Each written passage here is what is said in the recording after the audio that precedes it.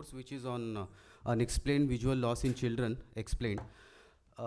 Friends, I'll just give a brief synopsis of about this instruction course. I think everybody in their clinic must have encountered cases where, sorry, everybody in their clinic must have encountered during their practice a few cases where the cause of decreased vision could not be explained. I mean, it has been there for adults as well as children.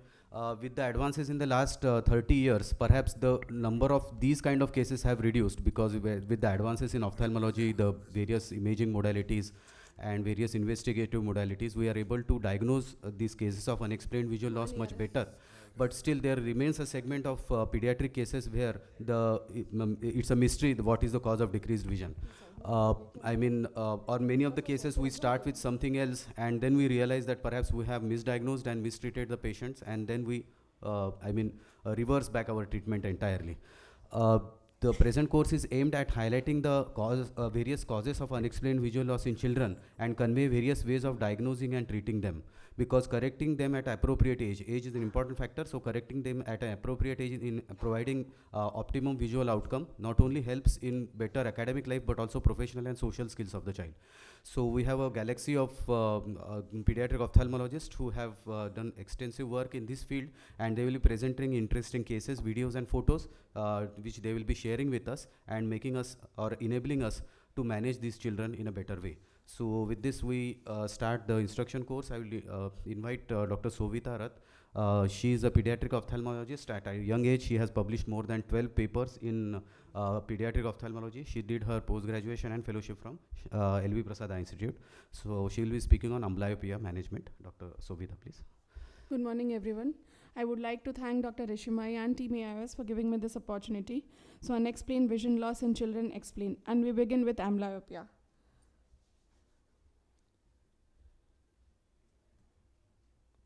So as we all know, when we ask our residents and fellows, then amblyopia is something poorer than 20/40 on Snellen's chart. But actually, it's a unilateral or bilateral decrease of visual acuity caused by deprivation of pattern vision or abnormal binocular interaction for which no cause can be detected, but there are some therapeutic measures which would reverse it. Now, what are these measures? This has been studied by PDIG, which is Pediatric Eye Disease Investigator Group, answering a multiple questions which says us whether glasses are effective alone or not, if patching works, how many daily hours of patching, and if patching is stopped, what happens, does atropine work as well as patching, how often it is to be done, and what more.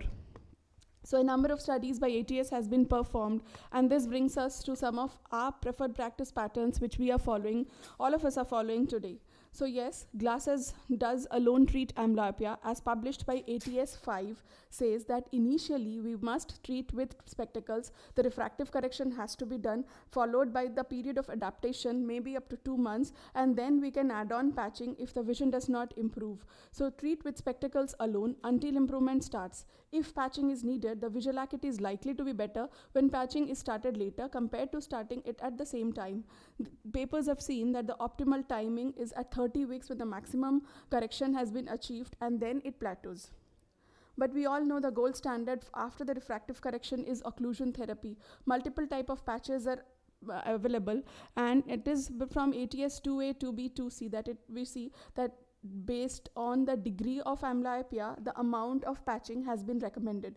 It is the most effective therapy, useful even in adults, and has a role in delayed presentation also. The success of patching ranges from 19 to 93%. Now we all know this such a wide range is because of multiple issues, including compliance. 120 hours of conventional patching improves visual acuity by 0.1 logmar. So the issues with patching therapy is compliance, additional near activities when we recommend, the dose response curve is always not predictable, and it has been seen that there is recurrence on abrupt cessation. Also, there is lack of parental understanding. Parents do not know the result, and hence they are not sure to accept it as we say them first time. Also, the child, even if the child is small, has a social distress. So is there any alternative to patching?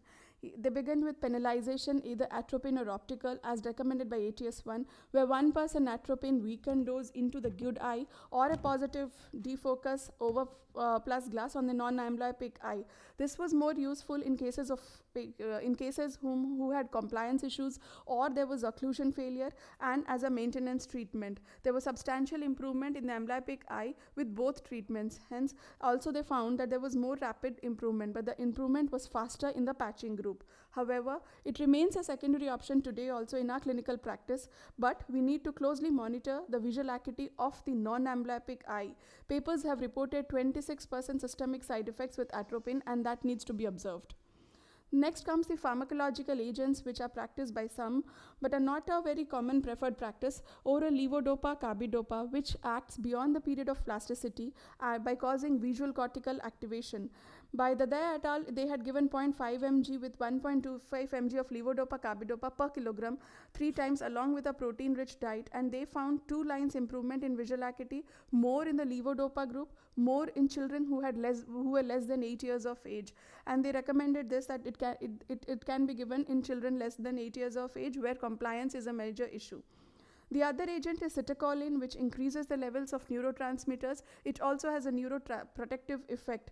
But in this, again, we have studies from Indian eyes. So in this study also, by Pawar et al., they found that the initial 4 months was a plateau phase where patching or not patching, they had the similar effect. And then Cyticolline was added, where the dose was 250 mg OD for patients below 5 years and 500 mg for patients above 5 years. And it was seen that the result was same in younger patients as well as in older patients. In phase 2, the mean proportional improvement in group 1 was then significantly more than in group 2.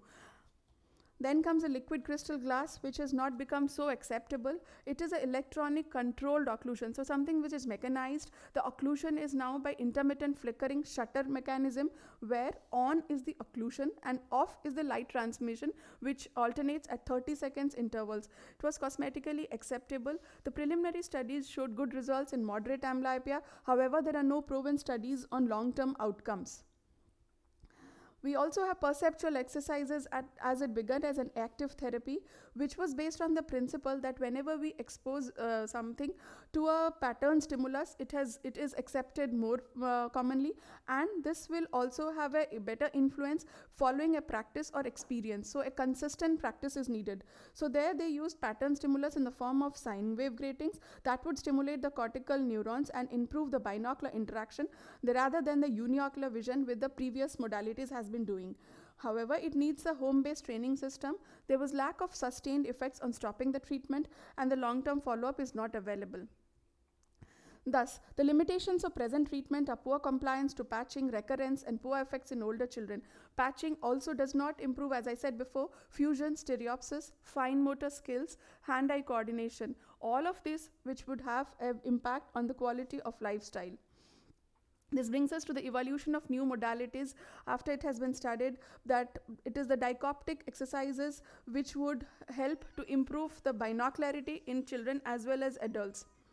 So they began with video games, which on using enhances visual functions by causing selective attention. There were 3 approaches, either to improve suppression, to improve crowding, and increase stereopsis. The studies have showed that it induces functional plasticity in adults. However, Pediatric said that it was not better than patching. This is one of the examples which taught us which was brought as interactive binocular treatment for amblyopia. There they present 2 separate images to each eye on a dynamic visual scene, preferentially stimulating the amblyopic eye. And this was mostly acceptable at that time because it was an interactive game improving patient compliance. But Pediatric, when compared patch and iPad, so iPatch and iPad, it was seen that there was improvement of 1.4 line, and improvement persisted till 6 months, and they had excluded prior history of children who had patching history. However, iPad studies did not exclude children who had history of patching, and it plateaued after 4 weeks, though the result was comparable. Then the dichoptics, which is a true dichoptics which affects a binocular stimulation, is by presenting two differential contrast to both the eyes. An alignment procedure assures that the stimuli will overlap. The contrast adjustment is there to balance the perception of two images, and thereby a subject with nascent binocular abilities should be able to do the task. These are some of the examples where binocular or true dichoptics was used as Tetris and Digrush, and it was concluded again that though they affect the binocularity, it was seen that improvement was more in adults, but there was a bias by previous history of patching. The trend again favored patching, and here also there were dropouts with poor compliance, no specific dose response relation. Still, since it is a iPad game or a video game, and it can be given as a home-based exercises where compliance is an issue, it is preferable.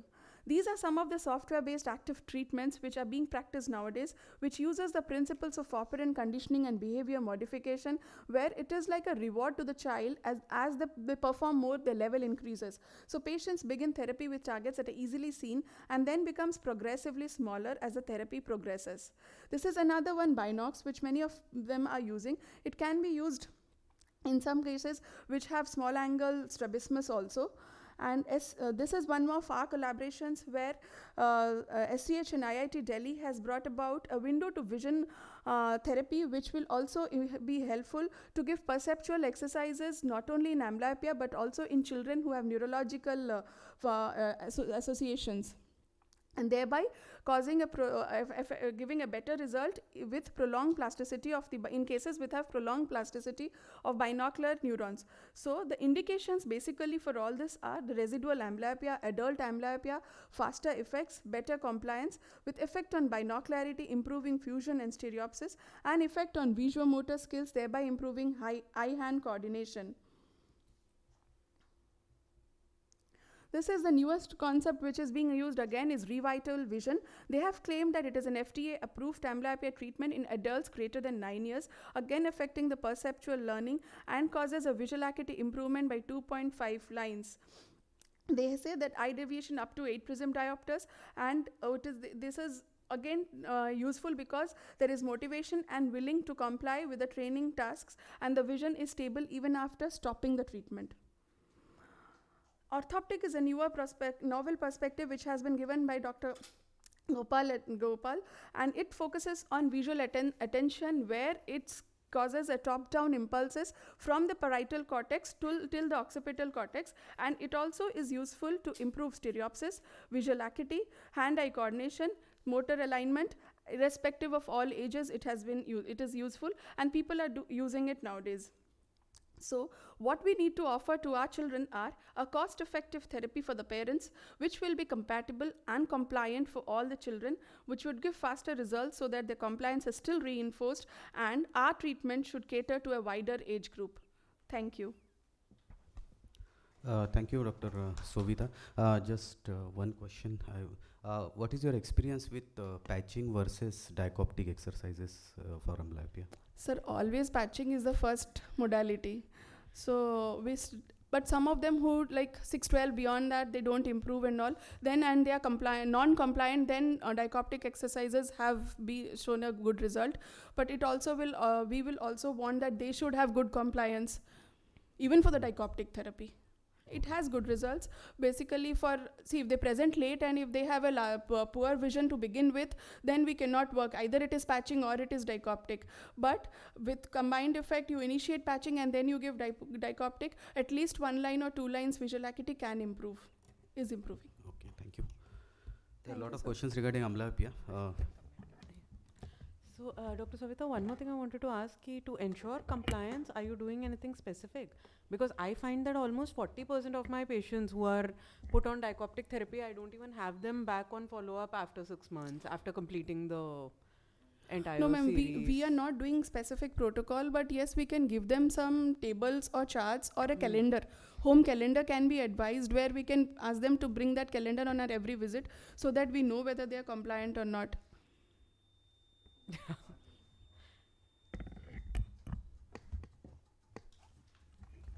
So, I would like to give a brief introduction of Dr. Rishikesh Mai, who is our chief instructor for this course.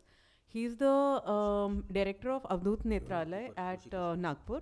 Prior to that, he was a consultant at Eye Care Eye Hospital and Center for Sight in New Delhi. His post-graduation and fellowship in pediatric ophthalmology and strabismus is from Shankar Netralaya, Chennai.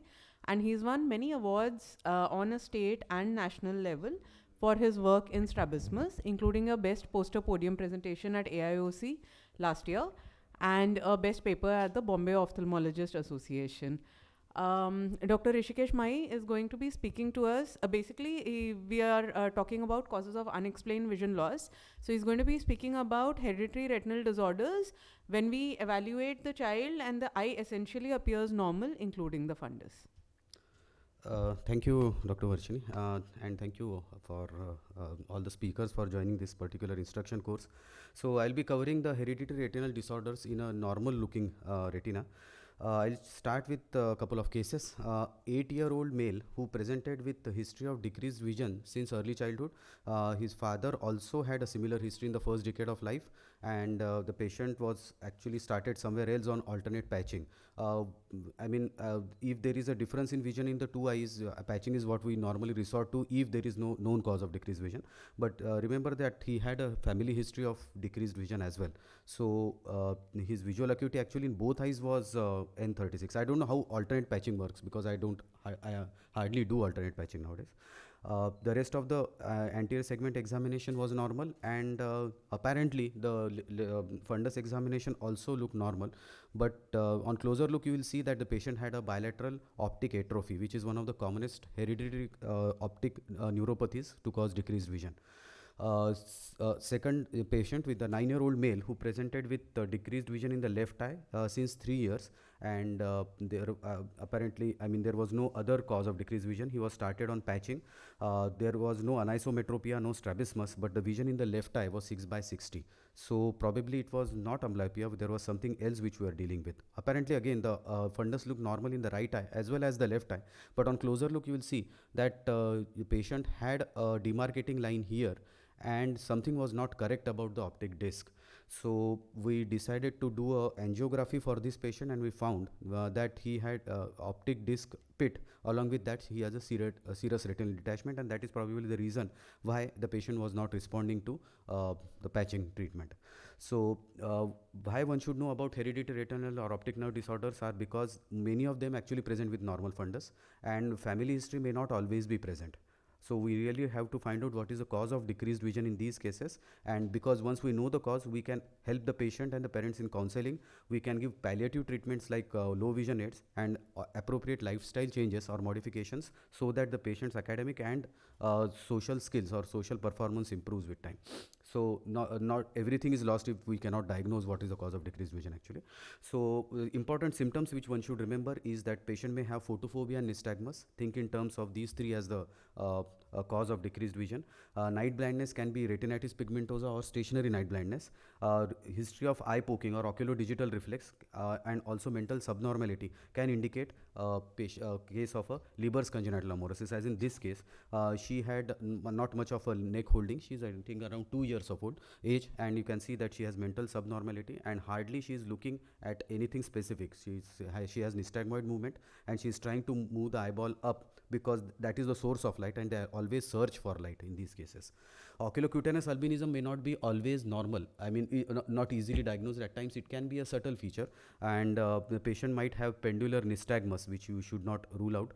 Photophobia is something which is classically seen but not always present, depending upon the kind of depigmentation or lack of pigmentation the child has. So also look for certain behavioral patterns, like in this child you can see that just the behavior shows that he is trying to look or force his vision for near objects. So definitely the vision in the both the eyes is less. Or this child with a bit of she has a mental subnormality, and again she is trying to fixate at objects which have been shown. The vision is not gone, but definitely it is less than what a normal child's vision should be. So important signs can be high hyperopia, which indicates LCA, or high myopia can be associated with CSNB. We have also found that albinism has astigmatism as most common refractive error, or a nystagmoid movement in a child which I just showed, or a patient with, I mean, look for other systemic features like this patient with obesity. He is 5-year-old. Along with that, he has got a polydactyly, which is a case of a Bardet-Biedl syndrome, which is associated with hereditary retinal dystrophies. So points which need to consider is how is the fundus, how is the visual loss, it is progressive or stationary, and what is the extent of visual impairment, whether it is mild, moderate, severe, or almost near complete blindness. It can, I mean, the hereditary retinal disorders can be with an apparently normal looking retina, and these are the usual cases which present with severe visual loss but a normal looking retina, or it can be with normal looking retina, or it can be with certain conditions where certain retinal pathologies will be seen. It can be a non-progressive condition where like in stationary night blindness or albinism, where the vision reduces but not beyond a certain extent, or it can be progressive and lead to blindness, like case of retinitis pigmentosa or a case of a cone dystrophy. It can be a moderate visual impairment, like in case of a Stargardt's disease, which is very common. I think everybody must have seen in their clinical practice, or a case of retinoschisis or albinism, or it can be with profound visual impairment like retinitis pigmentosa, LCA, or CSNB with high myopia. Certain cases of pattern dystrophies and cone dystrophy also will present with profound visual impairment. I will just share some profile which are very classical for certain kind of retinal dystrophies, which will give a clue to the diagnosis itself. Patient with first or second decade of life with family history of decreased vision. He started having decreased vision, progressive visual loss at late first or second decade with a normal looking fundus. Apparently this fundus looks normal, but you have to look closer. Family history is something which will give a clue that you will see a bit of beaten metal appearance, which shows that it is a case of Stargardt's disease. You may not have this feature, but a family history with a patient having decreased vision in second decade of life, always get a FFA done, because you will get a silent choroid, which indicates that this is a case of a Stargardt disease. Stargardt disease is usually autosomal recessive, and it will have progressive visual loss till 660 or counting finger, but it never leads to blindness. Treatment can be vitamin A supplementation or and also low vision aids. Another patient profile, normal looking retina, but patient has night blindness, and if you look closer, you will see that there is narrowing of the retinal vessels as seen here, which might be an early sign of retinitis pigmentosa. Not all kind of retinitis pigmentosa will appear like this, because in many times it may be that the pigmentary changes will not be seen. So even the optic disc pallor or waxy pallor of this, which has been described, appears later in life. So retinitis pigmentosa is a progressive condition which lead to peripheral tunnel vision, certain systemic association like Bardet-Biedl syndrome I have already mentioned, and there is not much treatment, but we can explain the progressive visual loss in these children. Another patient with night blindness with family history of night blindness, but a normal looking fundus and a non-progressive visual field loss. He has a high myopia, and this is very typical. Most of the fundus features are similar to what you get in high myope, but night blindness with myopia usually indicates a severe type of CSNB, where the visual outcome is really poor. If it is without myopia, then perhaps the visual outcome is better. Coming to another patient with profile of photophobia with pendular nystagmus. When you have this, you think only in terms of three conditions. Either it can be cone dystrophy, or it can be aniridia, or it can be albinism. You can have a milder form of albinism where the fundus will show some amount of tessellation here in the mid periphery, whereas the macula looks normal. But in severe cases, you will have this appearance. So albinism is a autosomal recessive or X-linked condition. Photophobia is what patient will have, and a pendular nystagmus. Usually the cause of decreased vision is hypoplasia of the fovea and the optic nerve head. Their systemic associations are also have been mentioned, and the treatment is tinted glasses. Usually the vision is 660 or counting finger, and it doesn't progress to complete blindness. Another patient profile is a photophobia with nystagmus, and she sees better in bright light. Then it sees better in dim light compared to bright, because it doesn't tolerate the light well. Again, a case of photophobia with nystagmus, and the second diagnosis which I told you is a cone dystrophy. Cone dystrophy in the earlier feature, in the initial stages, will appear like a normal fundus only. It is only in advanced cases that you will see something like this. This is, we call it as a bullseye maculopathy, and very rarely you will see in clinical practice. Most of the cases will be at this stage only. So these patients' presentation can be varied from first to sixth decade of life, and they will have progressive visual loss with intact peripheral vision, and the fundus appears normal. As I just mentioned, treatment is vitamin supplements and omega-3 fatty acids. Another patient profile, history of distorted vision and scotomas, and the patient has no photophobia or night blindness, and the fundus picture in the initial stages is normal, but in advanced stages you will have something like this, which is called Best vitelliform dystrophy. In the initial phases, we called it as Best disease, which appears in earlier onset, first or second decade of life. What I showed you was in later on in life. Okay, usually it doesn't progress to complete visual loss. Another patient profile is first or second, patient has decreased vision in first or second decade of life, and usually males are affected. The fundus actually appears normal, but on closer you look, you will see that there is some amount of macular edema kind of picture in the macula. If you see something like this, get a scan done, and OCT will actually help in these cases. This is basically a case of a retinoschisis, X-linked retinoschisis. Because it is X-linked, males are more likely to be affected in the second decade of life. Usually it is not a progressive condition. More important, you need to explain to the patient that trauma needs to be avoided, because a minor trauma can lead to retinal detachment. Treatment has been described with carbonic anhydrase inhibitors. There are various ERG patterns. Access to ERG may not be available in many of the places, but you need to know what kind of pattern you are able to see. So more important is when you see something like cone dystrophy, the photopic response is gone. And in case of stationary night blindness, if it is associated with myopia, you will have something like a negative waveform. Something like retinitis pigmentosa or something like advanced case of CSNB will have a flat pattern in most of the types of photopic as well as scotopic pattern. This I will skip. Just one last case. Patient was a male, and apparently normal looking retina with sudden visual loss in second decade of life, no family history, and you can see that he is a male with sudden loss of vision second decade. On closer look, you will see that there is retinal vessel tortuosity in the peripapillary area, whereas in the periphery it is normal. This is seen in the earlier stages of Leber's hereditary optic neuropathy. It's not as rare as you think. I have seen 3 cases so far in last 6 years. So field examination will show field loss. Because it is mitochondrial inheritance, males are affected. So with this, I would like to conclude that hereditary retinal disorders is an important cause of visual impairment with normal looking retina, and look for proper history, family history, systemic features as well as ocular features in these cases, and you need to diagnose and explain that the patient the condition, so that not only it helps in changing the lifestyle of the patient, but also helps in better visual outcome, and in terms of academic as well as a professional it will help the patient a lot. With this, I will invite you for the midterm conference of Strabismus and Pediatric Ophthalmology Society, which is scheduled on 19th of June in Nagpur. Thank you.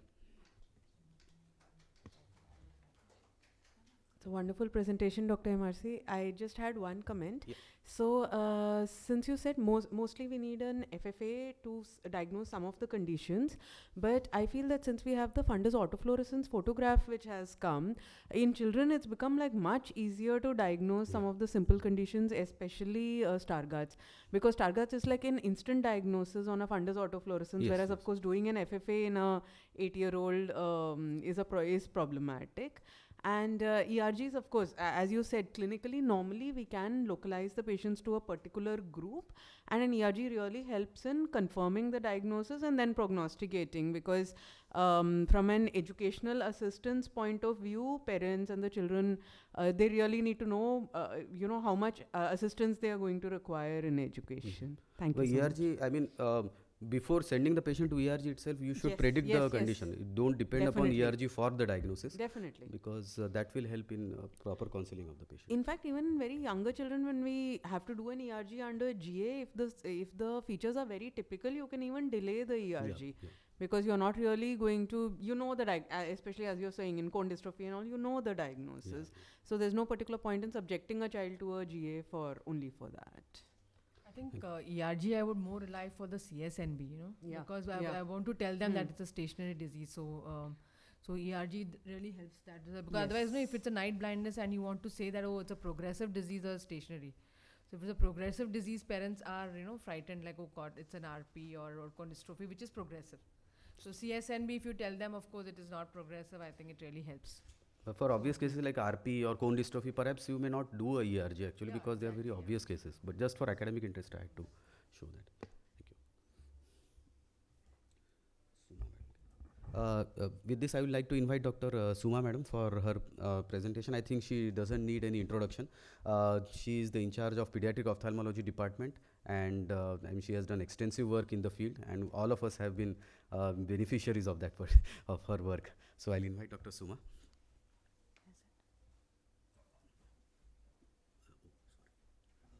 You can go back here. ये वाला ना?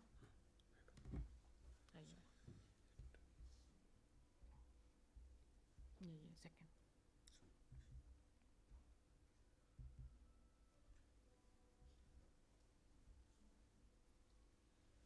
I think, Varshali, can you give any tips of ERG and VP in children, like, how to, because most of these conditions, maybe you can, you need to do a ERG and VP in children. Any tips you can give to all of us? So generally what we are looking at is a full field ERG. So basically we need to clinically first decide whether it is a retinal problem or it is an optic nerve related problem. So if it is an optic nerve related problem, we usually see the disc pallor and nystagmus, if it is present since birth, associated with the poor vision, along with a very normal looking retina. So we usually go for imaging first to see if there is any cause of optic atrophy, especially since, as ma'am will detail for us, CVI is so common. So if the imaging is normal, VEP generally can be avoided in most of the infants if we see a disc pallor, because we are not getting, a lot of children we get referred for VEP, but if you see a disc pallor and your imaging is normal, your VEP is not adding anything whatsoever. So subjecting the child to an unnecessary general anesthesia is really not required. The pallor, what we can see clinically, 90% of the things we can diagnose clinically and don't require further evaluation. Where we actually require the VEP is when the fundus looks absolutely normal and you're really not sure whether you can localize it to a macular pathology or an optic nerve pathology. Or you get a sluggish reaction of the pupil, the disc looks absolutely normal, and you want to decide whether to go in for an imaging or not. So you want to confirm that it is an optic nerve pathology. So generally these are things like compressive optic neuropathies, these are things like toxic optic neuropathies, like an early ethambutol toxicity where your fundus nerve, everything looks normal. Maximum you may get a sluggish reaction of the pupil, or a bilateral optic neuritis which is presenting suddenly. So those are the conditions where the disc actually looks normal is where I would go in for a VEP, not where I can see a pallor. Because if I can see a pallor, I know the VEP is just going to show me a delayed latency with maybe a reduced amplitude that you can see from the fundus itself. Where the ERG is required is again to confirm, as ma'am said, the particular diagnosis. So if we have this constellation of features suggesting a Leber's congenital amaurosis, I still want to confirm the Leber's because it has a lot of systemic associations. There are treatments available for some genetic forms, so we want to send the patient for a genetic evaluation. So we want a confirmation of the diagnosis. If it is a cone dystrophy, again, some of the conditions, some of the variants of cone dystrophy are progressive. So we do want a diagnosis so that, again, from an education point of view, we can counsel, we can certify the patients, and there are many low vision aids now to help them with their education. So we do want a diagnosis. In CSNB with a normal fundus, again CSNB presents with two variants, normal fundus and an abnormal fundus. So if you have an Oguchi or a fundus albipunctatus, that is a reasonably clear-cut diagnosis. So if you don't have access to a ERG, if you have the subnormal vision, difficulty in night blindness, and a typical fundus feature, ERG is not essential. But if you have a CSNB with an absolutely normal fundus, then definitely it's a non-progressive benign condition, and we do want to get that ERG done. So generally ERG is to confirm our diagnosis and as to how we are going to move forward. And most of the diagnosis part can be done clinically itself, just by looking at the constellation of clinical features. Thank you. Thank you, Varshini. I will be speaking on cerebral visual impairment. This is, I can see all youngsters here, and I think I say that the next generation, I think you are going to see more and more of such children, because many children are being saved, and we are going to see them. Hope we can all make a difference by helping these children and not saying that, okay, we can't do anything to them. So it is a deficiency basically in the function of the vision, and something is wrong with the visual pathways or processing centers in the brain. So basically posterior to the lateral geniculate body. So the eye works is fine, so that's what we explain to all the parents, which they find it so difficult to find out why the child is not seeing, though the eye is fine. But the brain is not understanding or interpreting what the eye sees. So this is exactly what you will tell the parents. So now, 5 years back, I would not even be thinking of CVI. I can tell you, I am also started doing CVI since last 5 years only, because a lot of children are being referred and they were being saying unexplained visual loss. Why is the vision not improving? Of course, the older children. Or they were being referred, okay, the neurologist said child can't see, okay, you go and show. So this is becoming now one of the commonest cause of visual impairment, and we should all be aware of it.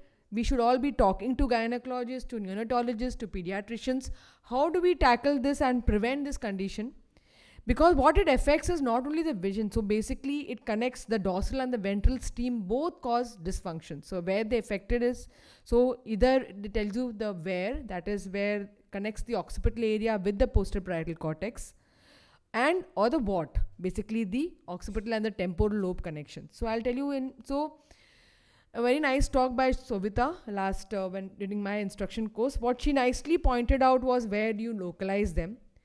What we are trying to do a study and to find out, like by localizing, can we predict what to the parents later on, that okay, this is what you are localized and this is what you're going to have the visual behavior or the effects in those children.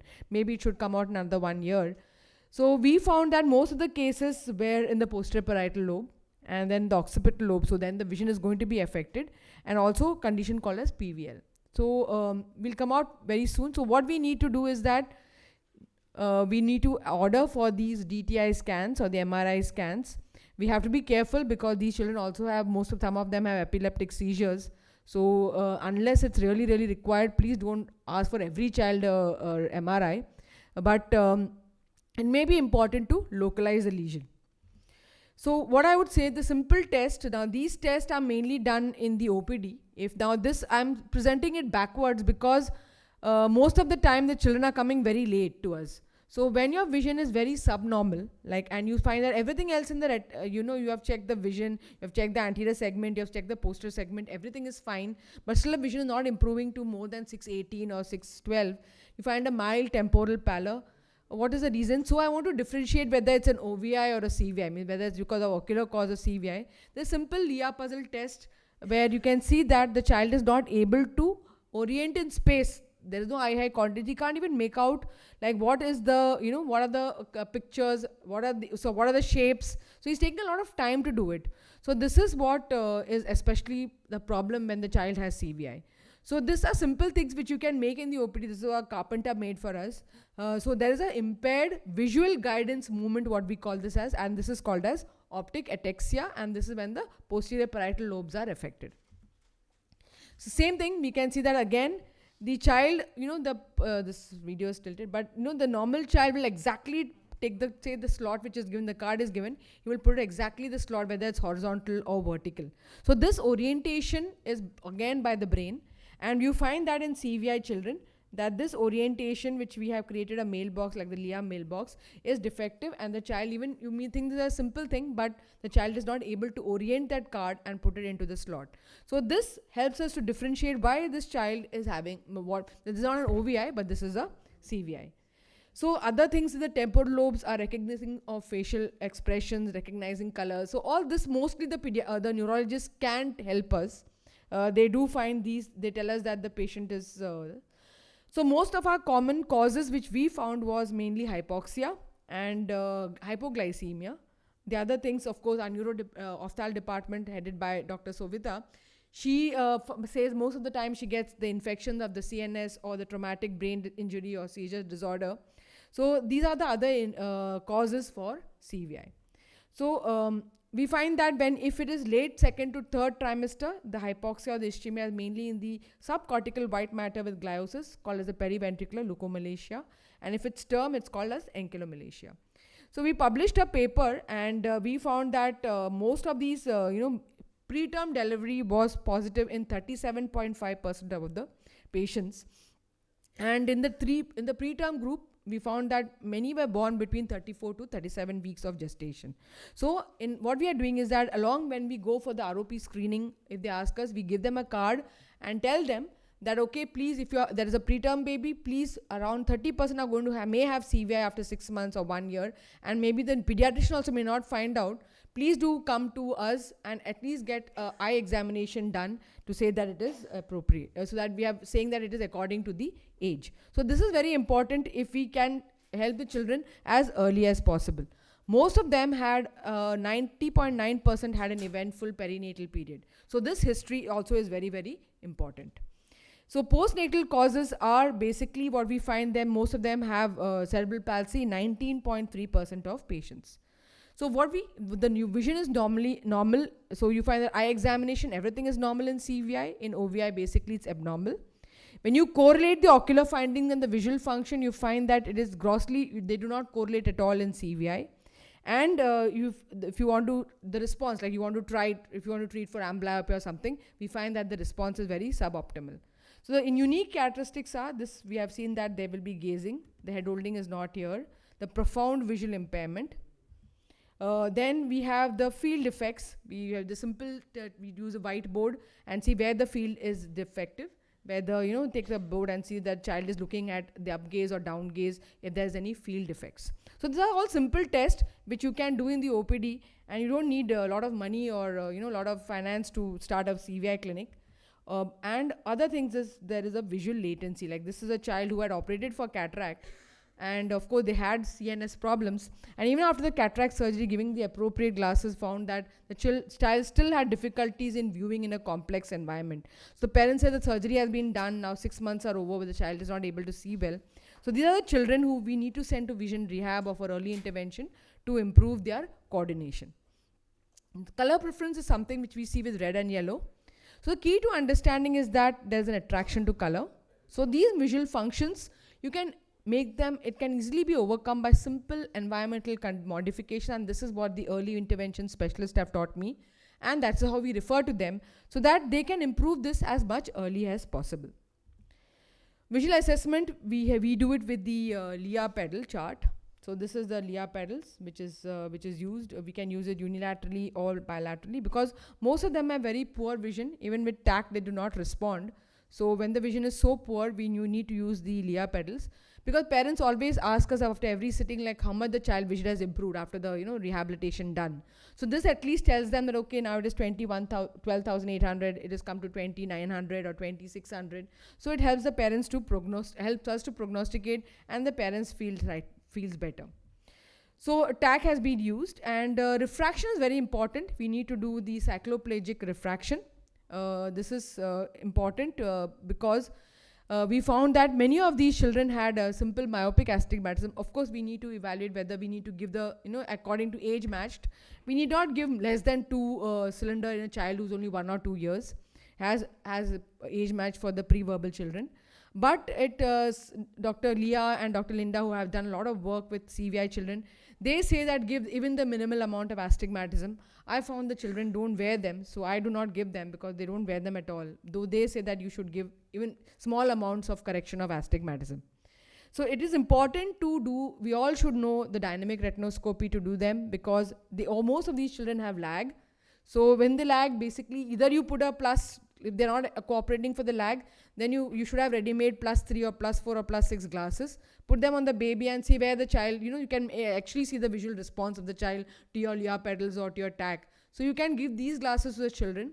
And Dr. Leah said even you can go up to +8 glasses. In one child, in fact, she had given a +8 also, so that encouraging the child to encouraging the child to at least visual, to see some visual target. So most of the Down children also have a lack of accommodation. So contrast is something is also important to measure. So we have these are all these are very expensive charts. We have these are the contrasts. Of course, we can't make these charts, but this could be an added if you're going to CVI practice. It is important to measure the contrast, because this is what will help the vision rehabilitation expert, that okay, there's a 5% loss or a 10% loss or 100% loss, and then we need to guide the expert that the patient has this loss and we need to treat more and more. So in our ophthalmic manifestation which we published, we found that strabismus, actually because being a strabismologist, I think that's what the reason why it was referred more to the center, as we found strabismus. But I'm sure if the pediatricians start referring more and more early, it will be the poor eye contact, poor visual response, poor eye coordination, which will be the maximum response. Neuro-ophthalmic manifestation of the findings which we find are basically, we may have conjugate gaze deviation, or you can have nystagmus. We should not hurry to treat these conditions. We first need to tell the vision rehabilitation person to help the child to fixate, focus first, then go on to tracking and scanning, and then maybe we should try to intervene. Because what I find is that if we intervene very, very early without a tracking or a scanning, your results are not going to come even with your surgery. So PVL disc, others, the pseudoglucomatous disc, which is the most common. I think most of them think it is glaucoma and refer to the glaucoma specialist. In such cases, we need to see the rim, and if we suspect, we need to do in these children MRI to rule out a CVI in these cases. And it is mostly seen in very preterm children who are born less than 28 weeks. Strabismus is very high in these children. Isotropia and exotropia are common. Of course, you can have angle variability and shifting patterns. Do not operate them very, very early, like in 1 year or 2 years of age. I have found that no point in operating them unless it's a constant deviation and the child is showing some forms of fixation. Otherwise, you will land up with conjugative exotropia after 1 or 2 years. So we need to have stable deviations. Wait maybe till the child is having a stable, even the other motor conditions are stable. And then we can operate, say around, even by operating early as 2 years. I've done this study and found out there is no improvement in sensory or stereopsis, even if you operate them before 2 years of age. A very high focus on vision therapy and vision rehabilitation. We can see that after the surgery, they improve in their writing. You find that their hand-eye coordination much improves.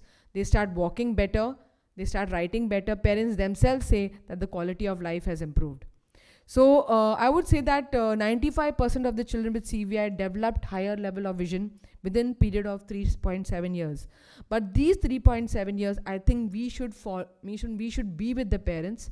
We should encourage them, because what they find is that 6 months, no improvement. 1 year, only you get the improvement slowly and slowly. But I think we should encourage them. Please go ahead and be with the therapist. It takes time, but you will see the result. And I'm telling you, there are children who now I am following up for 6 to 7 years. At 6 to 7 years, most of them have got 624, 636 vision, who at the beginning had no eye contact. Unless like it is a very bad cerebral palsy child, or you have the child with a lot of seizures and have a shunt. These are children who also develop optic atrophy. So those are the children with a poor visual prognosis. But posterior parietal lobe affection, or if you have temporal lobe or a frontal lobe, they do improve and they do get 636. So don't say no to these children, and please treat them as early as possible. That is my only takeaway message.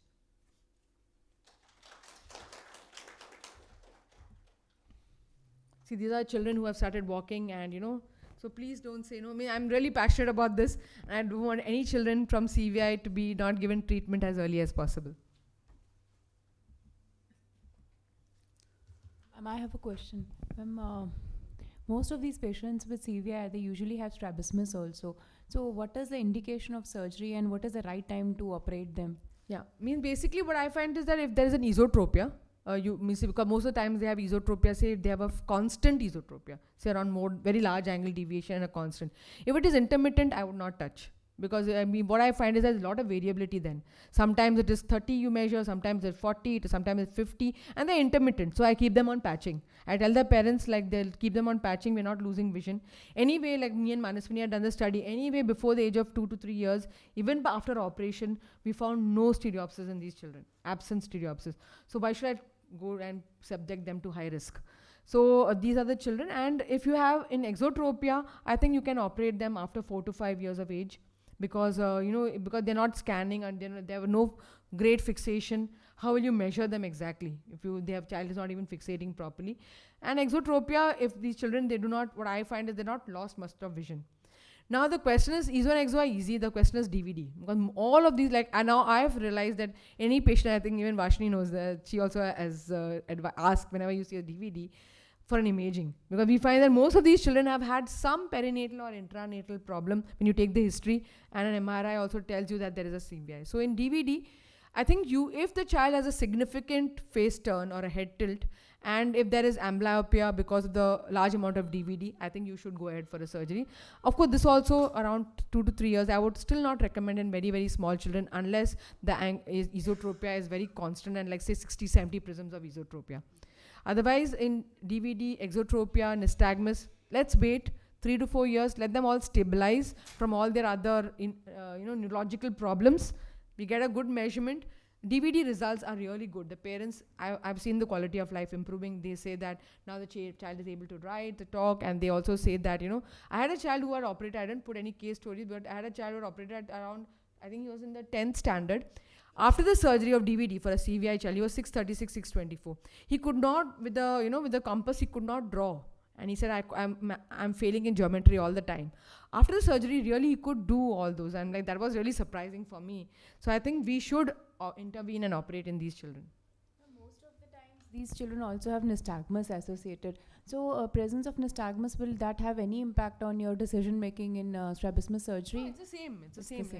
If you have a same like how in normal nystagmus, if you have if it's if you want to correct for the head posture, or I'm not done the Hertel procedure for this as such, because visual impairment, I don't know how much of visual acuity will actually improve. But with the head posture, you can see that. Suppose the child is maintaining head posture and there is a 2-line improvement with the head posture. Why not go and do augmented, modified Anderson procedure? Recessions will be better. And or if there's a very significant face turn, of course, you will go in for a modified Kestenbaum. So these, I think nystagmus surgery, after 6 years, most of them you can intervene. Thank you, Dr. Suma madam. Actually, I've been working with a pediatrician and neurologist for CVI cases, and one observation which our pediatrician has seen, I think, is that the neck holding is extremely important for the patient with the CVI. I mean, the earlier they are able to hold their neck, better is the visual outcome in these cases.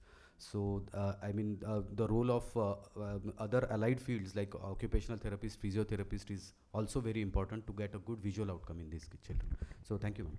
So, with this, I would like to welcome Dr. Varshali Shankar. She is alumni of Shankar Nethralaya, and we did fellowship together. She is working in pediatric ophthalmology, strabismus and neuro-ophthalmology at Shroff Eye Center, Delhi. Her talk will be on neurological lesions causing unexplained visual loss. Thank you, Dr. MRC, for inviting me for this IC and for this interesting topic. So, proceeding from where, so we have done causes of visual impairment where the fundus is normal, and CVI, where again, the examination is normal, but it's the MRI which is abnormal.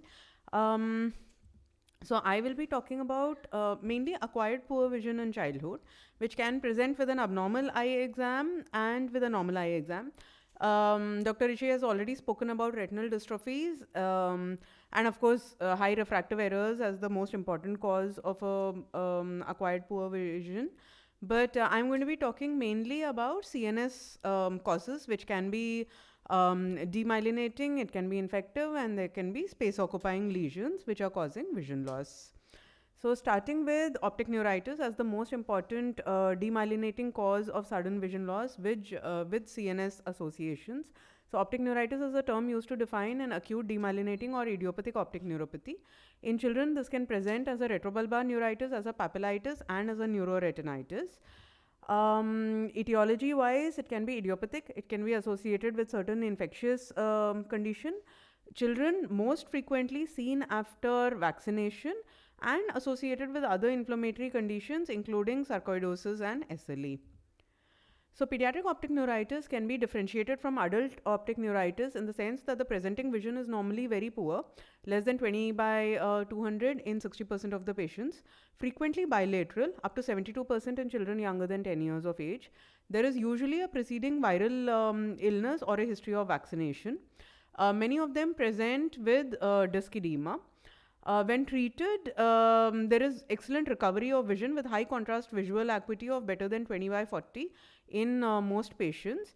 Even a single episode can cause some residual damage of RNFL loss up to 8 to 10 microns per episode or even more. So coming to the CNS associations, pediatric optic neuritis can be associated with multiple sclerosis. This is most commonly seen when you have more than 2 white matter lesions present in a periventricular area at presentation. On lumbar puncture, CSF oligoclonal bands are frequently positive. NMO spectrum disease is also now being recognized more and more in these patients. These are the patients who present with severe attacks of optic neuritis and longitudinally extensive transverse myelitis. Aquaporin 4 antibody needs to be checked for in these patients. ADEM is now, it's more recognizable and easy to differentiate because it's a polyfocal disease presenting with severe systemic features including encephalopathy, optic neuritis, weakness, gait abnormalities and paresthesias. The MRI is also quite distinctive with diffuse, large 1 to 2 centimeter lesions in the cerebral white matter. The association of anti-MOG antibody with ADEM is now being recognized. Management, there are no specific randomized control trials for pediatric optic neuritis. So we are working with evidence which we have gleaned from the optic neuritis treatment trial. IV methylprednisolone is given at a dosage of 30 milligram per kg per day up to 1 gram a day for 3 to 5 days. If children do not improve, and this is quite frequent, especially associated with NMO, then a second dose of IVMP can be considered. Second line treatments include plasma exchange, which is also quite effective in children, and IV immunoglobulins. If there is an underlying disorder, then we need to consider prophylactic therapy to prevent further episodes because there is damage at each episode as well as immunosuppression. The common drugs which are being used now are mycophenolate mofetil, azathioprine, and increasingly rituximab. So this was a 16-year-old boy who presented with sudden onset blurred vision sequentially in the left eye followed by the right eye after 3 weeks. He had about 6 months earlier a previous episode of lower limb paresthesia and gait abnormality which recovered spontaneously. At the time of presentation, his right eye visual acuity was 6 by 24, left eye was hand movements close to face. Color vision was impaired, there was a sluggish pupillary reaction, and the fundus and optic disc was completely normal. The VEP showed a delay in P2 latency with very low amplitudes in both eyes, suggesting an bilateral optic neuropathy. When the patient was imaged, as can be seen over here, he had bilateral enhancement of the canalicular portion of the optic nerve. But what is striking is the chiasmal involvement and enhancement along with involvement of the right optic tract as well. So this kind of long segment involvement of the optic nerve and visual pathway should kind of alert us that maybe there may be an associated underlying CNS condition as well. The MRI of the spine was normal in his case with no demyelinating lesions. He was CSF analysis was normal. There were no oligoclonal bands. The anti-MOG antibody and anti-aquaporin 4 antibody was negative in both CSF and serum. He was started on IV methylprednisolone at 1 gram per day for 5 days with partial improvement, at which point this visual field was done with showing a dense generalized deficit. Since the patient did not improve too well on IV methylprednisolone and a young child with the characteristic MRI lesions, he was advised plasma exchange therapy. But due to the expense, he opted not to go for it and instead went in for IV immunoglobulin therapy. He had a partial slow improvement, was maintained on steroids for some time, and after which he was eventually he's being maintained on injection rituximab, which is a anti-CD20 monoclonal antibody. He had slow improvement of vision till 6/6 with a normalization of the visual fields, but as I mentioned, with the residual GCL IPL thickness loss, showing the residual loss which he's had from this first episode of optic neuritis, and again a very young child, so these patients need to be tackled extremely aggressively. We cannot leave them just with IVMP as we normally do for optic neuritis. So after demyelinating, infective causes of vision loss in children, and in India, infective causes of vision loss is predominantly tuberculosis related, and tuberculosis can cause vision loss in children in a myriad number of ways. It can directly affect the optic nerve, causing optic neuropathy, can present as an optic neuritis, optic perineuritis, increased intracranial tension presenting as papillary edema with secondary optic atrophy, presenting as vascular occlusions including AION and CRVO, presenting as posterior scleritis, as an orbital apex syndrome. It can directly affect the posterior visual pathway, causing cortical blindness. The basal exudates, vasculitis, and infarcts can directly affect the posterior visual pathway. Once ATT is started, you can have a paradoxical hypersensitivity reaction to ATT, causing an optochiasmatic arachnoiditis, and optochiasmatic tuberculomas can be present. In this image, this was of a young child with multiple ring-enhancing lesions, presenting with a normal fundus, bilateral unexplained vision loss. When we imaged, we saw these multiple ring-enhancing tuberculomas, with this particular large tuberculoma directly compressing the chiasm, so pretty much acting like a cellar lesion. And as well as we cannot forget toxic optic neuropathy in children as well. Again, these are very young children. Ethambutol toxicity is seen in them. We really need to warn them about the toxicity beforehand, because the visual loss is permanent. And as we get more multi-drug resistant TB as well, we are seeing toxicity related to linzolid as well more frequently than before. So when we suspect ethambutol toxicity, as I said, the fundus essentially is normal, with patient presenting with acute, usually bilateral optic neuropathy, which is difficult to differentiate from optic neuritis. So an imaging is necessary to rule out any other cause of vision loss. The ATT, especially the ethambutol, needs to be stopped immediately, and we need to keep a close watch. If there is no improvement, and if they are at the end of their course, because usually they present at about 4 to 5 months after taking the medication, so at which point the isoniazid also we need to advise that it should be stopped. Coming to other compressive and infiltrative intracranial lesions, these generally, the most common lesions are craniopharyngiomas, gliomas, AV malformations, aneurysms, and arachnoid cysts. These can have a lot of neuroophthalmic manifestations, including bilateral band atrophy, when the compression primarily involves the optic chiasm. They can present with a congenital nystagmus due to early vision loss, seizure nystagmus, especially in cellular lesions, obstructive hydrocephalus, and dysfunction of the hypothalamic pituitary axis. The most common lesion out of these is a craniopharyngioma, which is frequently misdiagnosed as retrovulvar neuritis and psychogenic visual loss. Craniopharyngiomas generally present to the ophthalmologist with some kind of occult vision loss, and we need to have a high index of suspicion to diagnose these. So this is a case of a 7-year-old child who had a history of patching of the left eye for a few hours a day for the last 1 year. At presentation, the visual acuity was 618 in the right eye, 6.9 in the left eye, with a right exotropia. So on preliminary evaluation, I assumed it to be a strabismic amblyopia who was on patching. But when you looked at the fundus, then I noticed a mild temporal pallor, very subtle, but this was confirmed on doing OCT, again a mild pallor. And as ma'am said, a lot of these patients actually have an occult CVI, which is what you think in these patients, and there's like a mild vision loss, mild temporal pallor, general development otherwise normal. But in this case, after counseling and imaging, this child had this huge cellular, supracellular, solid cystic lesion with calcification. So we referred to a neurosurgeon immediately, but obviously there is some degree of vision and RNFL loss already present. So the earlier diagnosis, the more vision can be salvaged in these patients. This is a second child with almost a similar imaging pattern, but a completely different presentation. So this was a 11-year-old child who had history of headache since the last 1 year. With increased blurring of vision for the last 2 months, presenting with acute vomiting, at which point she was admitted and imaged, at which point craniopharyngioma again was diagnosed. In this patient, we can see on the CT scan the calcification.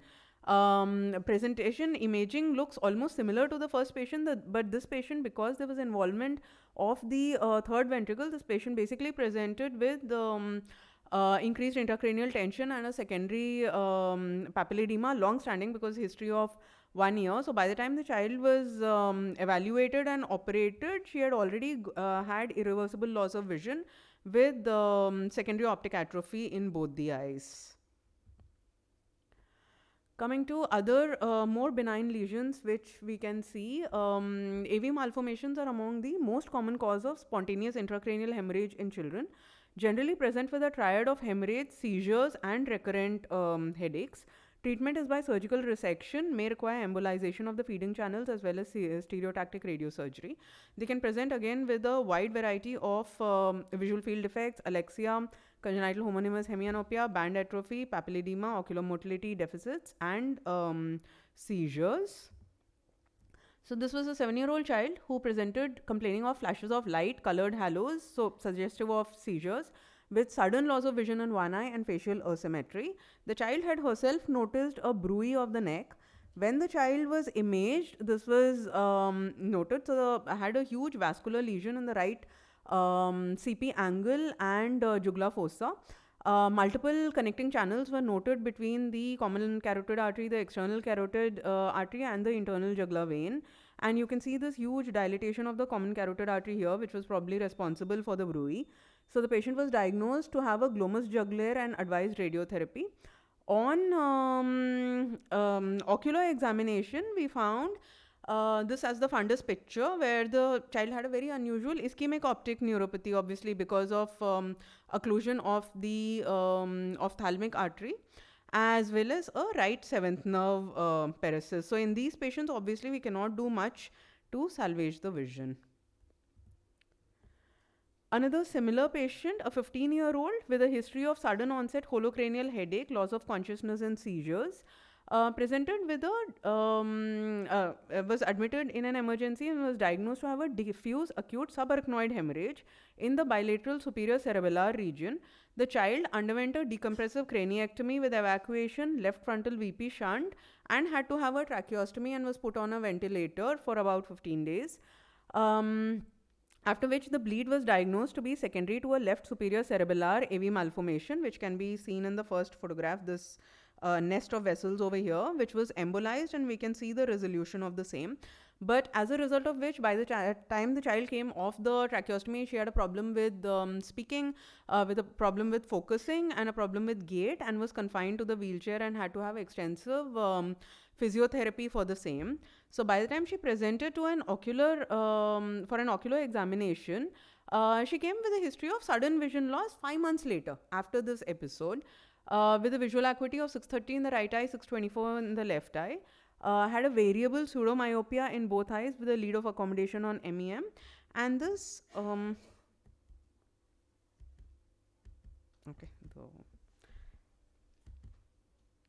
So the child had a very characteristic downbeat nystagmus secondary to the cerebellar lesion.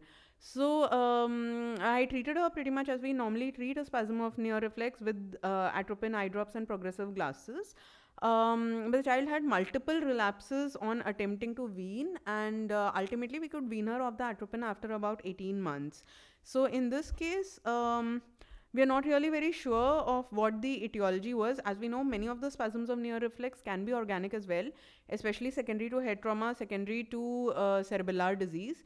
But in this case, it could have been functional as well, because the child had depression following the episode and on being confined to a wheelchair. So we are not really very certain of the cause of the spasm of reflex, whether it was functional or organic in her case. So I would like to conclude by saying many neurological lesions can present with subtle as well as sudden vision loss, and a high index of suspicion is required in these patients, and a multidisciplinary approach to salvage whatever vision we can. Thank you.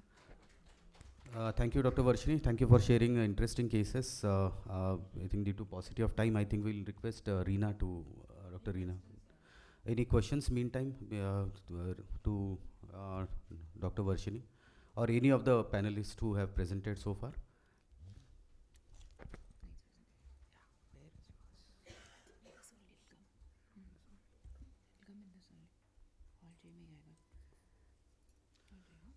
Dr. Reena is a professor at RIO PGIMS Rohtak. She did her post-graduation from Jammu Medical College, and she is a gold medalist.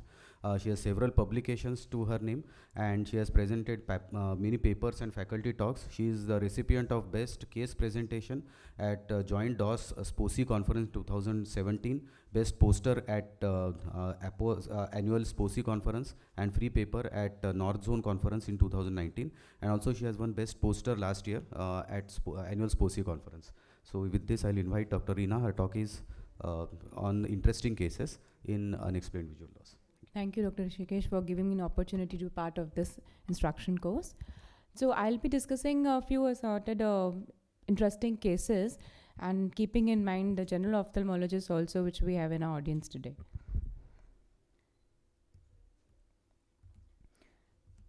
So let's start with the first case. She was a 14-year-old female who presented with diminution of vision and in both eyes, and difficulty in reading and writing since the last 1 year. Her best corrected visual acuity was 6/12 parts in both eyes, and anterior segment evaluation intraocular pressure was absolutely normal.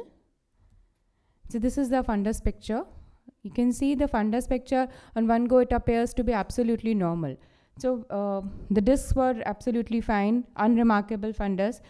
Only thing we saw was there were some RPE alterations which were present at the macula. So you can see some RPE alterations at the macula.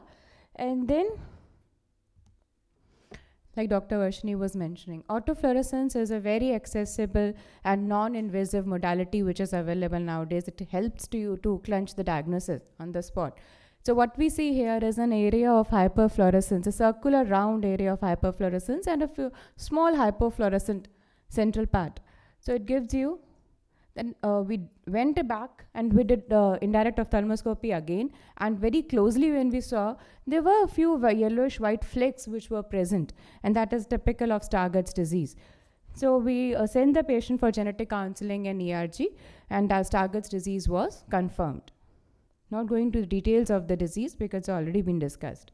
So this is a second interesting case. 16 years old male who presented with diminution of vision in the right eye since 2 weeks. On examination, his best corrected visual acuity was 6/18 in the right eye. And on slit lamp biomicroscopy, the AC was quiet in both eyes. There were occasional which cells which were present. And on 78 diopter slit lamp examination, we found that the optic disc was normal and there was just a dull foveal reflex. Indirect ophthalmoscopy was done, and the fundus appeared grossly normal with only some mid-peripheral venous sheathing which was noted. So if you see the fundus picture of this patient, it appears to be normal, right? Only you can say there's a dull foveal reflex which is there. Again, this gives you a normal fundus picture, autofluorescence. Then we did the OCT of the patient. On OCT, you see there is gross cystoid macular edema which is there. And left eye was absolutely unremarkable. We did the FFA of the patient. This is left eye which is normal. The right eye, if you see, there is a very small leakage in the inferior arcade which is present in the mid-periphery. So this was diagnosed as a case of vasculitis.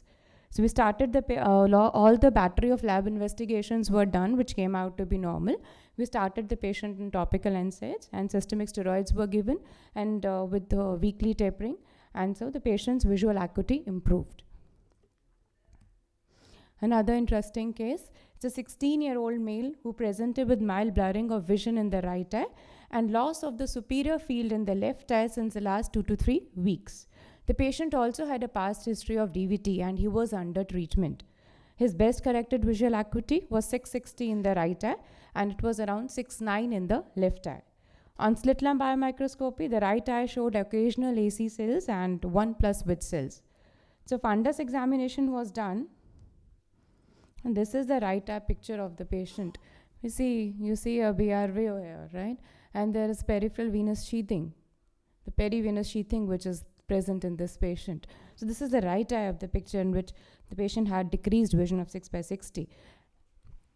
What we see here is there is a leakage which is present along the vessels, and then they're hypofluorescent. Some capillary non-perfusion areas are also there.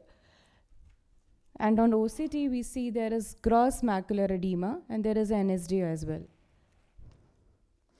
So we were sure that the patient had a BRVO, inferotemporal BRVO with macular edema. But what about the left eye?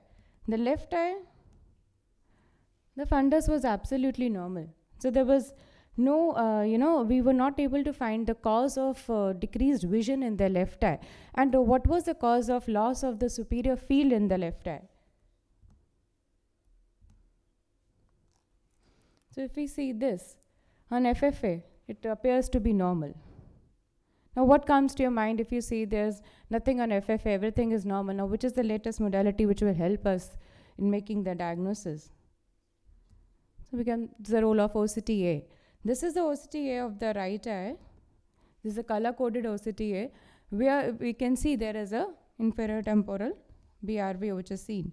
Now if we come and see the left eye OCTA, now this hemifield, you can see inferior part, there is loss of perfusion, loss of vascular perfusion is there, which we can see here. And it is very clearly seen in the color-coded OCTA. So there was a loss of vascular perfusion in the inferior part. And then on systemic examination, this was which was visible. These are, anyone from the audience would like to comment on the diagnosis?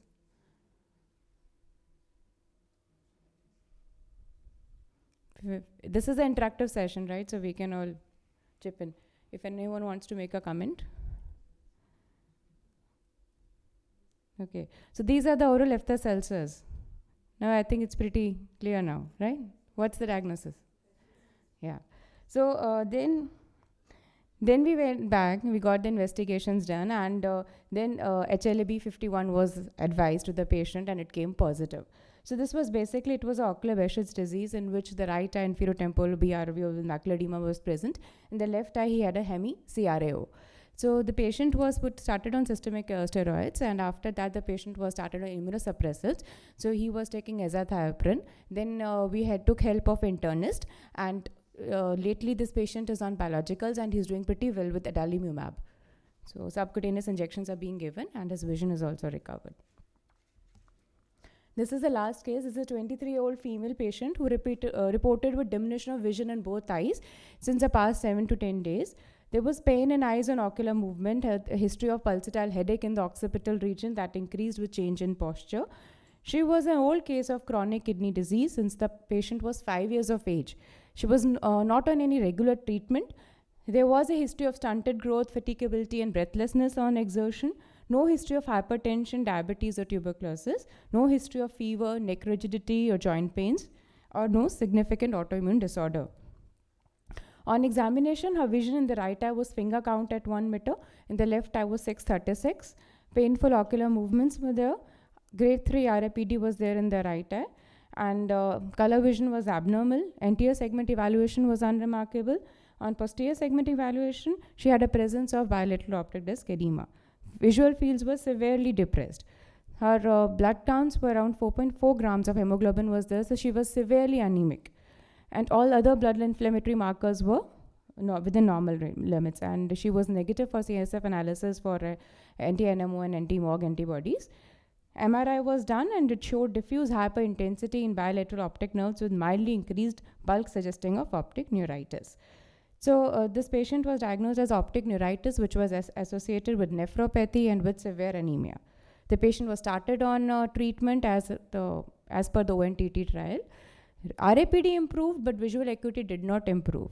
At this point, we went ahead and did a vitamin B12 assay, and she was diagnosed with vitamin B12 deficiency. So we started her on IM cyanocobalamin, and it was followed by oral maintenance therapy.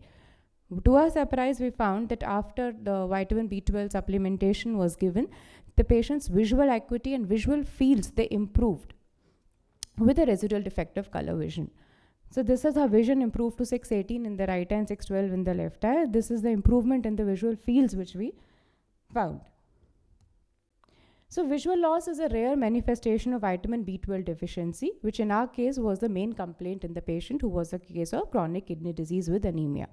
The exact pathophysiological mechanism due to vitamin B12 deficiency is not known, but most of the studies say it can be combination of optic neuritis and neuropathy together. So there are a lot of published articles also which have reported that a concurrence of hypotension and anemia also predisposes to optic nerve infarct. And there was a case in which the patient had similar to optic neuropathy in pernicious anemia, and his vision regained after he was treated with vitamin B12.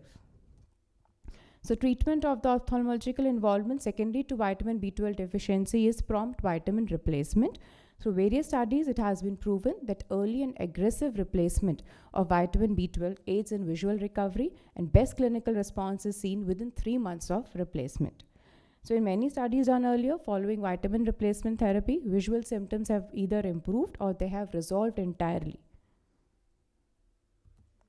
So whenever we see a patient who comes to us with unexplained vision loss, it needs a comprehensive history taking and a comprehensive ocular examination. After you have done the visual acuity and the refraction part is done, a detailed comprehensive anterior segment evaluation, slit lamp biomicroscopy, fundus examination, indirect ophthalmoscopy is done. This should be supported with ancillary testing. Autofluorescence is a very useful tool because it is non-invasive.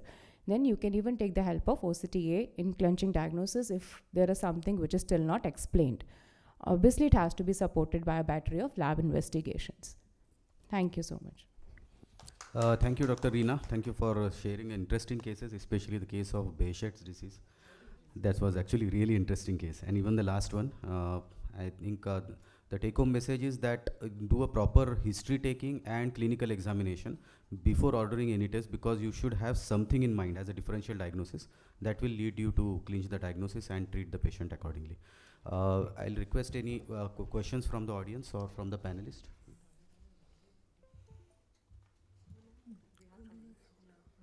We have a couple of minutes actually. So any questions from here, please? Pediatric optic neuritis, this is my question, Dr. Varshali. How aggressive, when you say we need aggressive treatment, after our 5 doses of 5-DMP, do we immediately start for plasmapheresis or rituximab, or do we taper down steroids as the protocol says for atypical, and then we shift? Significant improvement, do we still put on maintenance? So plasma exchange is the only thing which you need to be aggressive with if you're planning it. So if 5 days, especially with this kind of MRI, so you know that longitudinal section of optic nerve, chiasm, tract is getting involved. It's very typical of an NMO, even though in this patient the spine was not involved, but the patient had a previous history of some kind of paresthesias, gait abnormality. So may have had a previous demyelinating issue in the spine as well. So even if your NMO antibody is negative, plasma exchange is something which works only if you do it acutely. There's no point in really tapering the steroids, waiting, then doing plasma exchange. So yeah, so plasma exchange is something which if they can afford it, it's a call which you need to take early. When you know that the pattern is of an aggressive disease and the chance of losing vision is high, young child already presenting with severe vision loss, other than that, It has not improved back substantially, but to a certain extent. Should we still give on a waiting or a buffer zone? This may improve. Again, decide based on the imaging protocol. So if on MRI it's only bilateral optic nerve, anterior part of optic nerve, which is small segment which is enhancing, then you treat as a normal optic neuritis the first episode. But yeah, so to be more aggressive, because again, both plasma exchange and IV immunoglobulin, although there isn't too much evidence as to how effective they are, don't have too many side effects. So better to try at an early stage when you can still salvage it before the RNFL loss happens, rather than doing it later. Only concern is cost, that which is a major concern. Okay, thank you. Yeah, she has a question. Okay.